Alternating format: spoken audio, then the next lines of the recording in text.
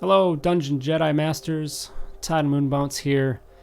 I'm going to do another quick video in our Starships of the Galaxy series. Today, we are going to look at building a ship from scratch, ground up. I have rewarded my players in my campaign with a starship and allowing them to add the modifications and the equipment that they want to kind of make it their own. So we're going to go through that process. I'm allowing them to have a tier 1 ship, so we're going to build this as a tier 1, show you what all needs to go into that, and explain a little bit along the way about the different features and aspects of a starship and kind of what that does when you get into combat and things like that. So we are looking at the Roll20 player sheet here, character sheet. And for anyone that saw the first video, we need to remember that there's a workaround to get our hit dice to work for the starship sheet. So that's the first thing we're going to do. We're going to head over to our settings. We're making a medium-sized ship.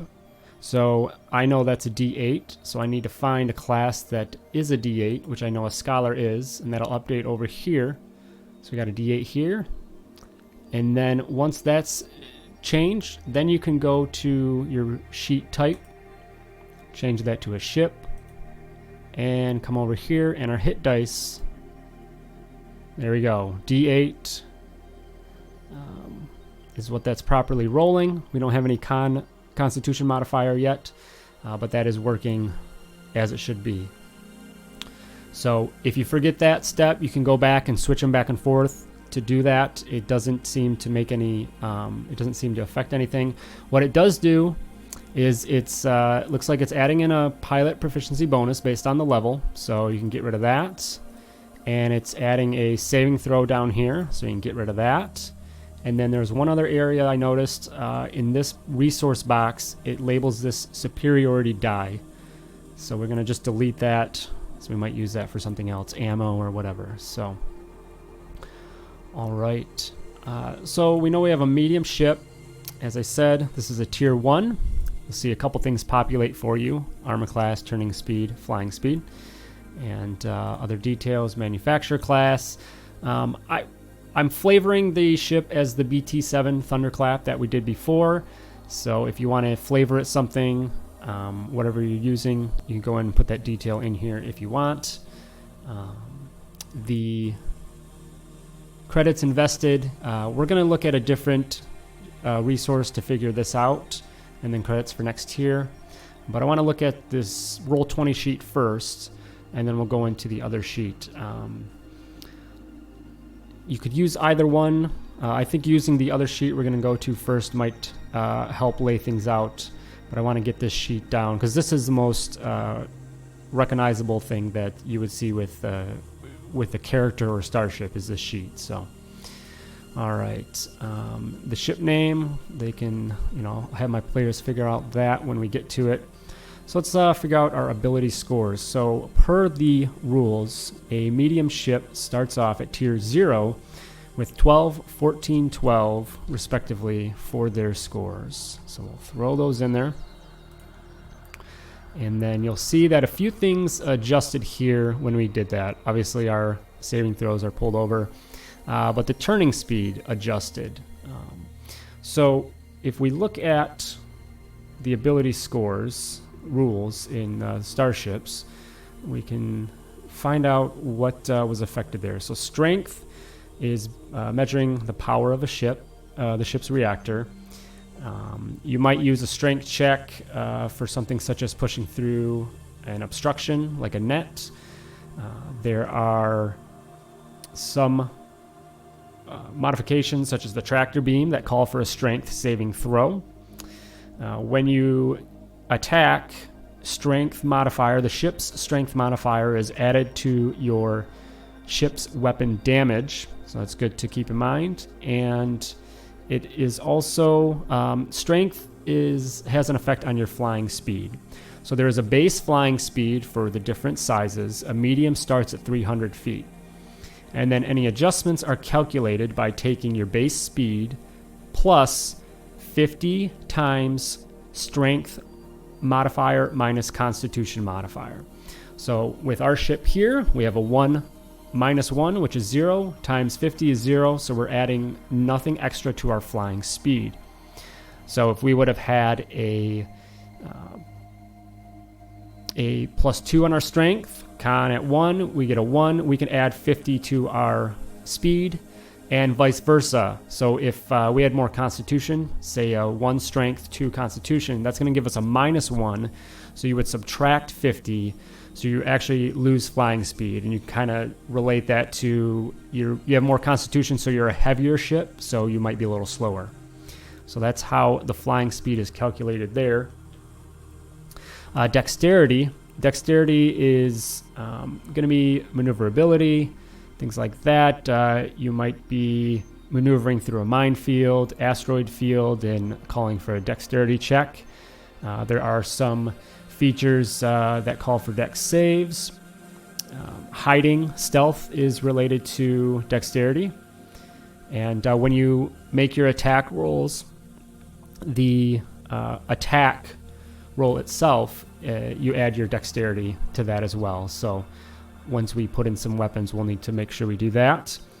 And then dexterity affects the turning speed of a ship. So a base turning speed for a medium ship is 200 feet. You see that ours is at 150 currently because there was some adjustments there. So we want to look at, and for the better, because we've reduced our turning speed, which is what you want. You want to be able to turn without using as much speed as possible. So the calculation for that is your base turning speed minus 50 times dexterity minus constitution. So we have a dexterity of 2 minus the 1 of constitution, giving us a 1 times the 50, and we're subtracting that from our base speed, which was 200. So in this instance, our ship is very maneuverable, so it takes less to make that turn. In a reverse example, if you had a higher constitution, again, you could say that you're a little bit more beefy and it's harder for you to turn. So you might have an instance, a ship build where your turning speed increases. So that is, that's dexterity. And then lastly, constitution. Constitution is, as we all know, related to hit points for a ship, the durability. There might be overcoming something like a ion storm or whatnot. You might be doing a constitution check. There are features such as the heavy ion cannon that call for a constitution saving throw. And while we're at it, since constitution is related to hit points, we'll get those calculated. So for a medium ship, starting at tier 0, you get 5d8 hit dice. Now I'm doing a tier 1, so I'm going to go ahead and just set this to 6 because we get one more at tier 1. So I'm going to put 6 there. I like to throw in d8 here just so I know what it is. And to calculate your hit points, so the first you use your die hit dice that you have to calculate your hit points. So we have 6. The first dice gives us your maximum roll, which is 8, plus our constitution modifier. So we have 9 points that we start with. You then take the average roll of the rest of the dice. So an 8 on a d8, it's a 5. And we have 5 left. So we're going to go 5 plus 1 for our constitution, so 6. 6 times those remaining 5 gives us 30. And that would be 39 is where we're at right now on our hit point maximum. So we'll throw that in there. And then that's how the constitution is added. If your constitution goes up, by 1, you would just take that increase times the number of hit dice you have and add it to your hit point maximum. So if we go up to a 2, that's going to be an extra 1 times 6, so 6 more hit points if we move that up. Our saving throw, that I'm going to leave up to my players for their choice. There is a feature at tier 2 for a medium ship that allows you to use half of your dex modifier for other saving throws if it's not included, so they might want to factor that in down the road. But I'm going to leave that open, but just like in on your regular character sheet, same thing, have a specific save throw. There we go, nat 20, very nice. And so they're going to have that option there.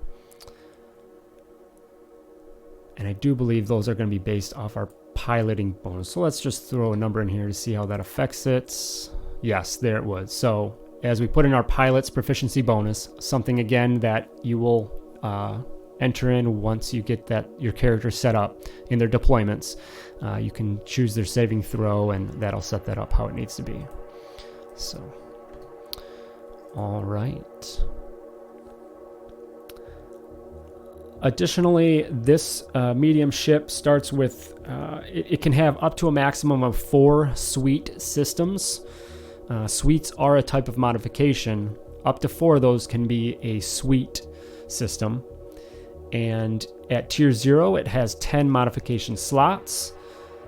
And there are some stock modifications which do not count against anything you would get otherwise. So those starting 10.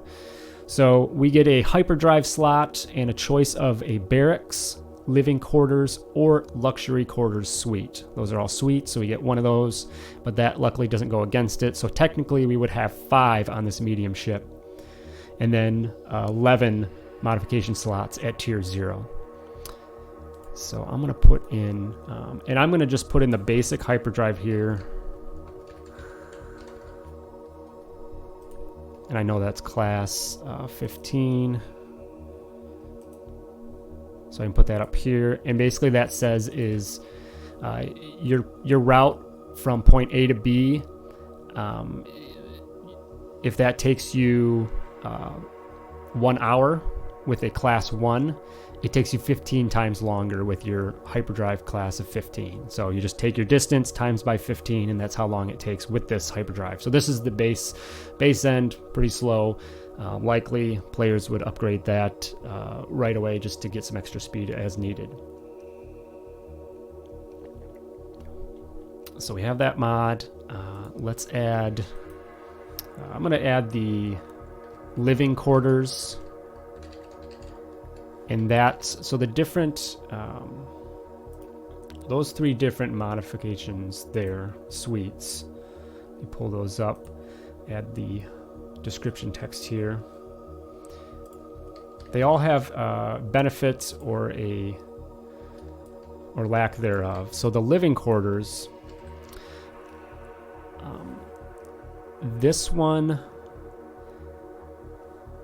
houses a number of civilians, crew members, or troopers equal to the determined by the ship's size.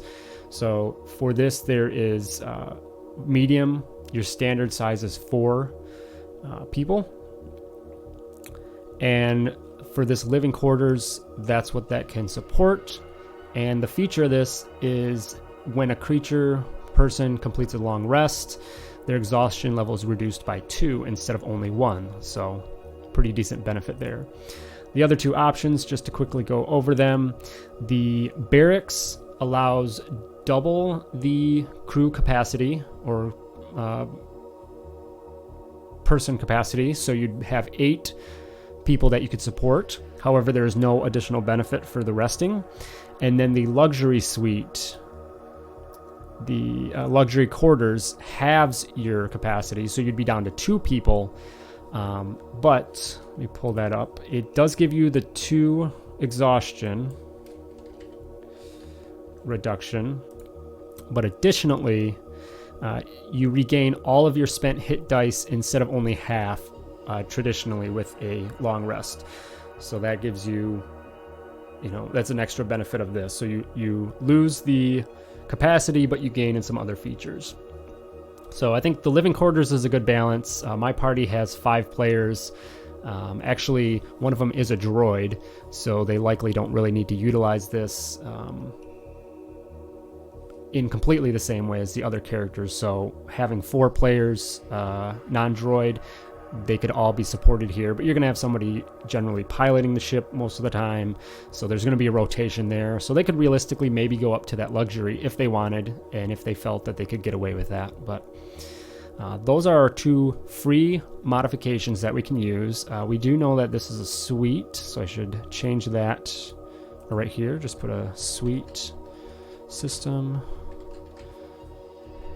so I know that.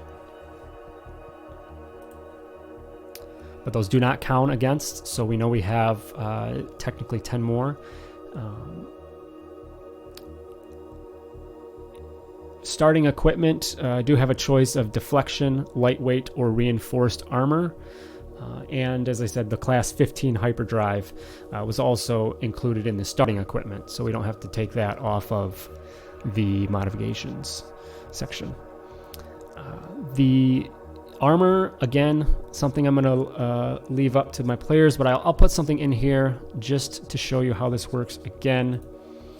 So we'll look at our armor. Again, the 3 different types, they all have kind of a benefit and maybe a negative effect, a drawback. So the deflection is basically your straight up no bonus, no drawback. The lightweight armor, that has a +1 bonus to your armor class.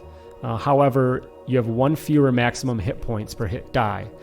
So if I do this right, put lightweight in here. So the AC bonus I said was +1. Now when I click this, that's going to upgrade our armor class to +1. And then our hit die, it's a -1. So we'll change that down to -1. And what that should do is when we roll this, it should be a D7. 1d8 + 1 con. It is not working, it looks like. So whether the formula is not tied together. So that's just something you'll have to keep an eye on and say, all right, there's a -1 there because of this lightweight shield. So when you roll hit die, you would get that taken down. And then on the opposite end of that is the reinforced.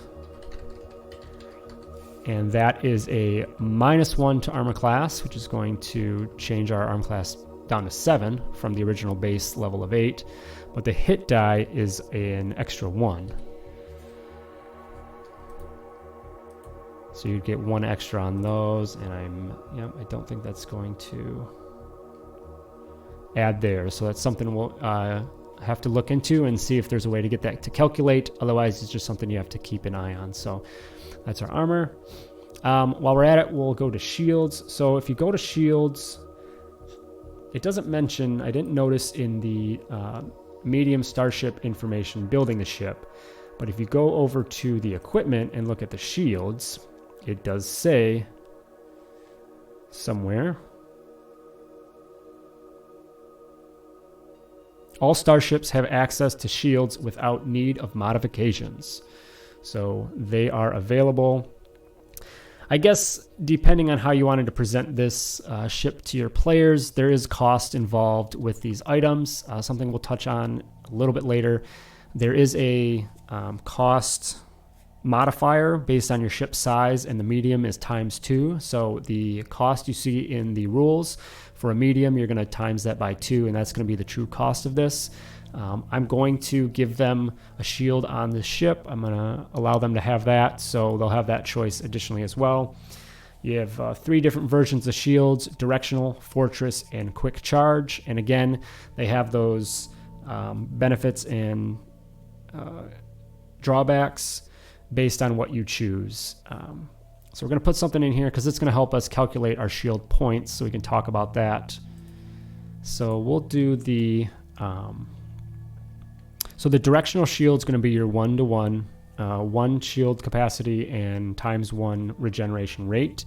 The fortress shield is going to have more capacity but less regeneration, and the quick charge is the opposite of that: less capacity but more regeneration. So let's throw in the quick charge. The shield capacity is a 0.5. Now when I click that, numbers should populate here in the current shield points, 20. And then the regen rate is ×2 and 16. So to get this, we are taking, so it looks like it's giving us, it's rounding up because it's taking your hit points times the modifier. So half of 39, technically, it'd be whatever it is, 18 and a half, 19 and a half, 19 and a half. So it's rounding up for us. And then on the regeneration rate is the maximum of your hit dice. And for us, that's ×2, so 16. So the way that these shields work is you start with your shield points and then your hit points. If you take damage, you reduce it from your shield points. At the beginning of your pilot's turn, you increase your shields by your regeneration rate. So we get damage, we're at, say we're at 4 shield points, comes around to our pilot, and boom, regenerated, we're back up to 20 shield points. If you go to 0 shield points, your shield is down. If you have any extra damage to take, that would go to your hit points. Your shields do not come back, and you continue to take damage on your main hit points until you hit 0, get away, or whatever. I think that a mechanic can repair a shield as one of their actions.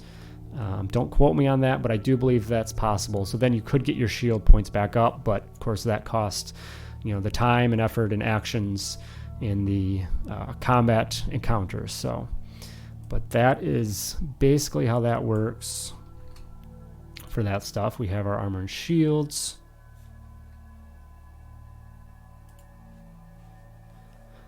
If you go down to 0, just like your character, you have death saves. These are called destruction saves.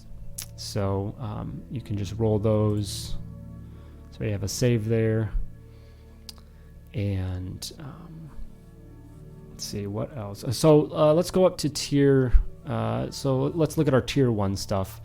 Make sure we get that taken care of. We already did the tier 1 stuff for our hit dice. We updated that to 1 extra. And the other things, there's 2 features, starship improvements and evasive maneuvers. I'm going to throw evasive maneuvers in first.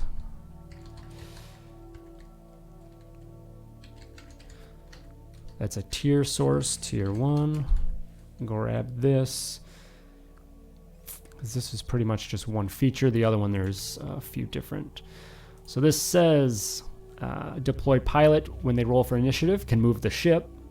That happens before initiative order is determined, so that's nice. And it tells you how to determine how much movement you get. It's based on a roll. And the feature can be used equal to 2 times your ship's tier. So two uses of that right now until you go into maintenance. So maintenance is kind of the long rest version of your starship. So for your starship. So you'll need to go in somewhere, and there is a table in the rules that tells you the length of time needed for that. I think it is 8 hours for a medium ship, 8 hours to a day for that. So if there's other things that happen to your ship, there's other modifications and things. I think the med bay, some of those, like if you had a back to tank, if you are able to have that, you get a use per maintenance, things like that. So that's how you're going to figure that out. Close that up. And then let's look at the other feature, the starship improvements. So we get an ability score improvement, just like you would at level 4 with your character. So just add at the first one at tier 1, you get 2 points. Every tier after that, you get 1 point. So at 2, 3, 4, and 5 tiers, you get 1 extra point. So again, I think I'm going to let my players look at this, but wherever they think they want to throw that in, you would just like you would anything else, throw it in there. It's going to add and it's going to adjust. So we added 2 to strength, and it changed our flying speed. We got more flying speed out of that with the 50 up there if they did that. So if they go down here and they want to throw it in their constitution, that's going to decrease flying speed, increase turning speed. So our ship got a little more beefy, and it takes more to get around. So I'm gonna leave there at 2. We're at the 12. Also, in this, we get an additional hit die, which we already took care of, and you gain 1 additional at each tier. So at tier 2, at second tier, you would have 2 additional from the base, and so on.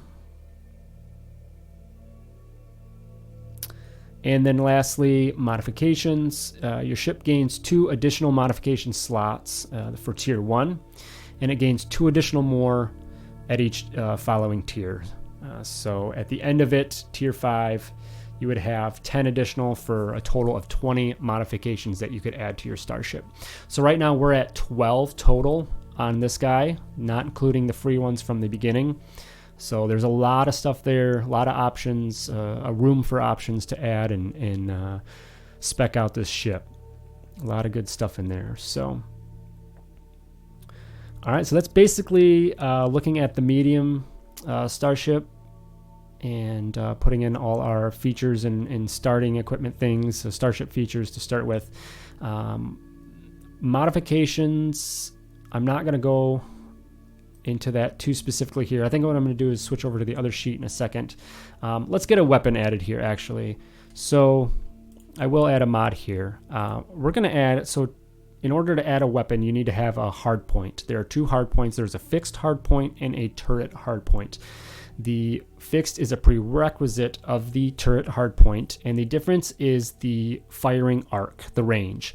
So a fixed hard point gives you a limited range, and on a gridded map, to calculate that, it is at the top of the cone, it is as wide as it is tall. So if you go 3 squares up, at the top of that, it's 3 squares wide, and then that creates your cone from this weapon. So fixed things, they're not going to move around much. I envision them to be a pilot's gun off the front of the ship, or maybe off the wingtips, that basically they're only going to go in probably the direction that the ship is facing. If you do want that 360 range, you need to upgrade that to a turret hardpoint. So you're going to be using 2 modification slots there, so you need to keep that in mind, because you have 1 for the fixed, and then the upgrade costs 1 more for the turret. So we're going to put a turret in here.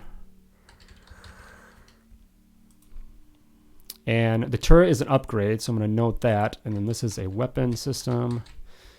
And then I don't need to put really anything there. You could maybe put what weapon you have just to tie them together if you list these separately. However you want to keep your sheet organized. So we'll have that. And then let's go add a weapon to that. So go to my equipment section. And again, I'm allowing my players 2 weapons as part of their initial free equipment and modifications as they build their ship. And then anything beyond that, they'll have to pay for, because you do have to buy the weapons separately as well after the hard points. So we're just going to throw... we'll throw a laser cannon on this. Now this guy costs 4,100 credits, so that would be actually times 2. So these players would cost them 8,200 credits to add this if they were going to purchase this. As we said before, the attack roll gets, I have to double check myself. Dexterity is added to your attack roll, so we have that there. And if you had any other mods that would come into play, you can add that here, such as if your gunners, deployed gunners, are proficient in martial weapons, they can add their proficiency bonus to the attack rolls. So you could throw that in here and it would add to that. Range on this guy, laser cannon, is 450, 900, just the same as your ranged weapons in the ground game. You have your initial max distance, or your initial distance, and then your absolute max for disadvantage. You go past 900, it's a fail. The damage type on this is 1d6, and we are going to add our strength to this, so let's change that. And then again, if you have a modifier that comes into play, that's going to go there. This is energy. And this gets 2 attacks per round. So good to note that there. And then I'm going to put full arc. I'll put turret, hardpoint. There we have it. Let's take a shot. A 12, not the best, but as you can see, it gives our information. It had calculated the roll properly. And then there's just that little bit of info text that says, hey, this is a full arc. So I know that in game, if players want to use that gun, they can do that properly towards, you know, a enemy ship that is in range. So roll some damage, and that is doing proper calculations there. 4 plus your 1 strength modifier. So our weapon is going. So that's how we're going to add that. So again, if you didn't see the first video on kind of how this sheet works, your features and traits are going to be over here as you add those. Any modifications you want to add down here. And then our nav computer bonus, we don't have one of those on here, but if you did, you'd put that in here, and that's just to help calculate your jumps in light speed and things like that. So I know that for now that's a 0, and I think that covers most of everything on this end right now. So I'm going to jump over to a great resource, and you can use this, especially if you're not in Roll20. This just kind of gives you a good visual in Roll20 and helps you lay this out. But if you're playing an IRL game, a table game, there is a great resource to build a ship, Excel document, a Google Sheets document that you can find a link to this on the SW5e Discord. And this will do all the calculations for you.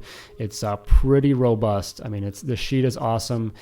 They have all the options on the back end to help you auto-calculate a lot of this stuff here. So I will post a link in the description here to get to this stuff so you guys have those resources. We're basically going to go through almost that same process. The thing about this too is it's going to help you calculate the cost and help you see that cost invested and then cost needed to upgrade, which is basically your XP for your starship. So we have our blank ship here. It's called party ship. Maybe it will be a party ship. But we've got our size here, medium. I'm gonna change that to tiny, and it's going to adjust. Things are gonna adjust on the ship. So if you go to tiny, all these numbers here, your hit points, hit dice, shield points, all this stuff is going to adjust. So go back to our medium, and we're going to see things that we did from before. So we got this big bright red box here yelling at you. Make sure you only enter info into green boxes. Everything else is a calculation, so keep that in mind. You don't want to break something so it calculates properly. The blue boxes are generally going to be a drop down, so obviously you can adjust those, just don't type anything in there. So our armor class starts at an 8 for our ship, which we knew. Our hit points are at 39, so we did the math properly. I did have tier 1 down here already. So if I change it back to 0, we go down. But we are at tier 1, so that's going to calculate.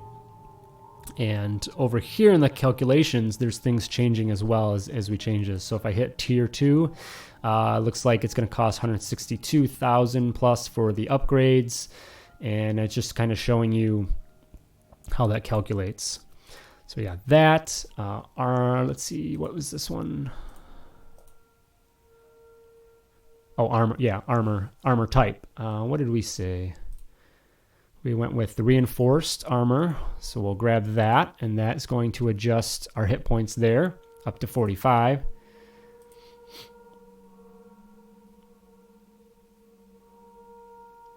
And our shield regeneration, I was doing quick charge, so that drops our shield points down, but it puts our shield regeneration up.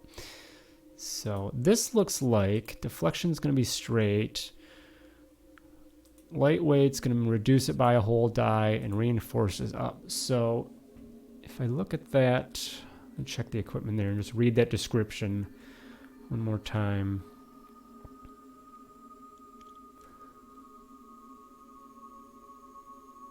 A ship with reinforced armor installed has a -1 penalty to armor class, but it has 1 additional maximum hit point per hit die.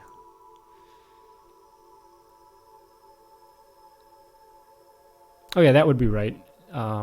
We just didn't calculate, because that would be related to calculating your hit points. So it was not. So this over here, this 1, should be adjusting to this, but it's not. Because so our hit die would go up, and that would factor into your hit point maximum. So that's another spot where it would come into play, not just your rolling your hit dice. So we have that. It has our mod slots here. It tells us we have those 12. It's got our fly speed and turn speed calculated because we haven't adjusted our scores yet. So we'll go over there. Our saving throw, we haven't picked yet. Just leave as is. All right. Ability scores, we hadn't adjusted yet. But I'll throw in one. We'll say that let's say upgrade that strength 2 points. And then you can watch as things adjust. The fly speed went up 50 points right there when I put that in there. So I'll get rid of that, and that goes down just as it did on the other sheet. So those are tied there. Enhance mods if you need to put in something that you have here to kind of help add to something. And then you can also put in some modification numbers here. I know there is a feature, I think it's tier 2 for the medium ship. Let's see.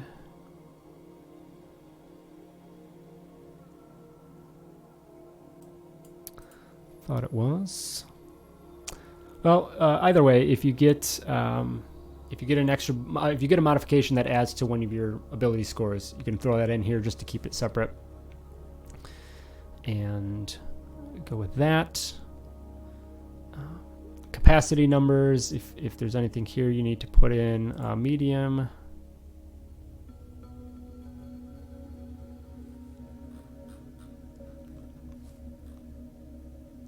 Let's see if I can find where that talk about that capacities. I believe I know there's a minimum for the construction workforce.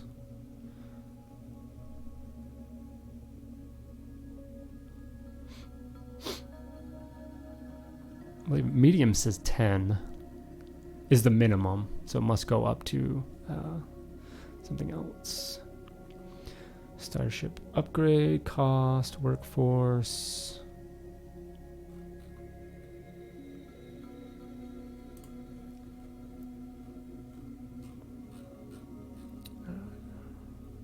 Must be in the equipment section. Starship equipment, minimum workforce again.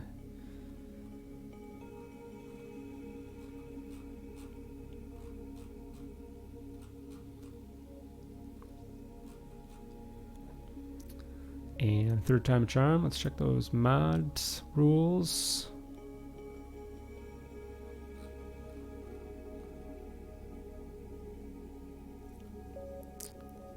It says 4 on the minimum, so the capacity, I have to figure out where that comes to play if it does. So, all right. Next section on here is the features right here. So all the features are basically the same across the board. It just depends on your tier and your size and things like that. So when I turned on tier 1, it opened up this section here for evasive maneuvers that we talked about. What it doesn't do, it's not going to have the additional tier 1 that gives you the ability score increase. So that's something you have to manually do yourself. But this one's here. If we change this to a 2, it's not opening that up. But that's where these are. When you get the ship blank, these are all going to be expanded. You guys should see that on the edge of the screen there. So you can just hit that if you want to see what those are, and tells you what you get from different stuff there. So tier 2, you get a specialization that you can choose, and that's going to change some things there. That probably will make some adjustments on your sheet as well. So that's where your features are going to live. And then down here is where we're going to get into our modifications. Now it's a pretty long list. If you don't use them, I do believe you still want to leave it there because of the calculations and things like that. So they just added a ton of spaces there for you to put in the information you needed, and if you don't use it all, just leave it. So free modifications, we have a slot for that, and that's where we would put our hyperdrive slot, and that is an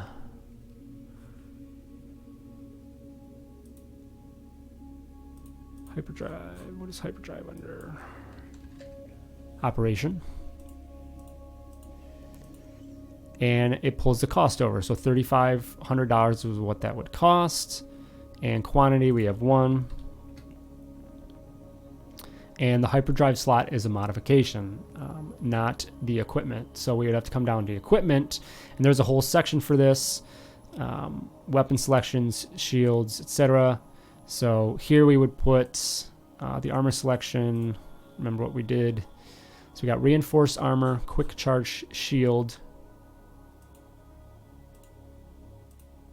And here we go. It's going to show us our calculations of our costs. We just have 1 each of these for our quantities, which you do need to put in so that it comes down here. Here you see that it's a stock item for your reinforced. Hyperdrive selection. We have a class 15. 1 of those, and we put that laser on there. Laser cannon weapon, we have 1 of those. Got a cost there. So our equipment section, we're at 9,200 credits for the base. Now of course that's going to be ×2 because of medium, which is up top. The math will get taken care of. So on this we also had the suite, which was the living quarters we went with. That is a suite, and 1 of those. So that's going to come on there, but because it's free, it's not going to get calculated. Let's scroll up and add our turret hardpoints. So this is going to be let's do a fixed hardpoint. That is a weapon. We have 1 of those, and then we upgraded that to a turret, hardpoint, weapon, 1 of those. So we've got 6,000 there in that. So that's going to come in total right here, 600 for your modification so far. So this is where you're going to put all your other information in if you add communication slots and things like that, and then the equipment down here. That you can add as it, if you get a nav computer, you have a basic one because that comes with your ship, I do believe, maybe not. We'll throw it on there just cause. And then let's get a weapon in here. So weapon selection, we have the laser cannon, and this is going to tell you it's a primary weapon. So there's 4 types of weapons. There's primary, secondary, tertiary, and quaternary. So the whole list is here currently, and you just need to add what you want. So we wanted that laser cannon. Number of weapons, we have 1 of those. And this one was on a turret, so this helps you kind of choose the directions. You could have a front, left, right, rear facing. This is a turret, so we're going to throw that on there.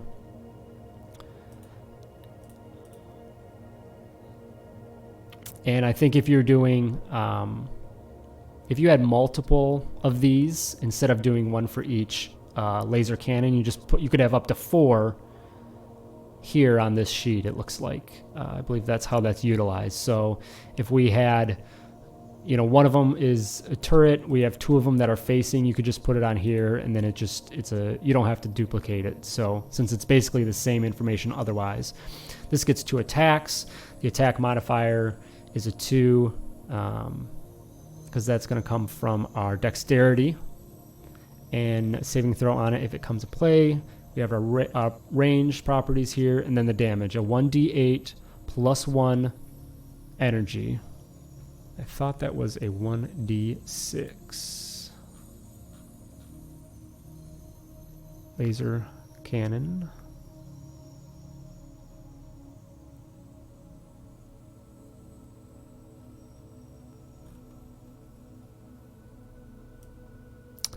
So the book says 1d6. Are we getting...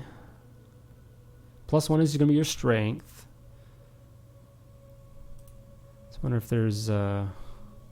check something else. Do like, what's the burst laser cannon? 3d8. I'm not sure if there's something being added to this.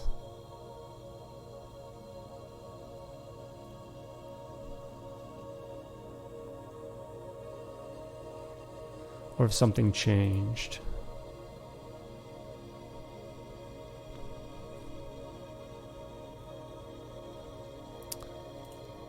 Have to go back and ask about that one. But anyway, that's how you're going to add your weapons. You just have your sheet here. If you have multiple of the same one, you can just use one box. That just makes things convenient. Go through and add those. All right. So the last thing that I want to touch on, the reason to kind of come over to this, was the cost element of this. So you're looking at right now, if you have everything as is, it's going to cost, it's at 143,200 credits. And that's going to help you look at what you need to spend to either get it at this way or what your next level is. So the cost, let's see, find the upgrade cost for the ships.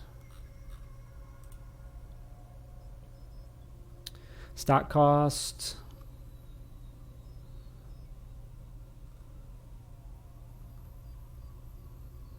Base upgrade cost. Here we go. So if you hit, apparently tier 2 is at 77,500 credits. So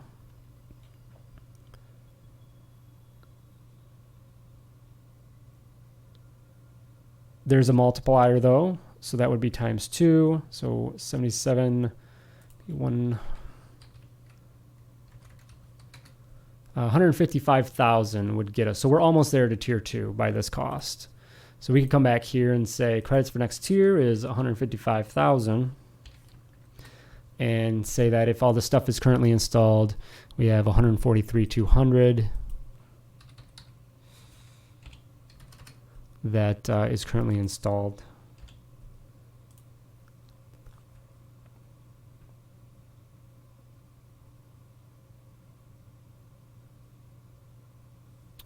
And that might...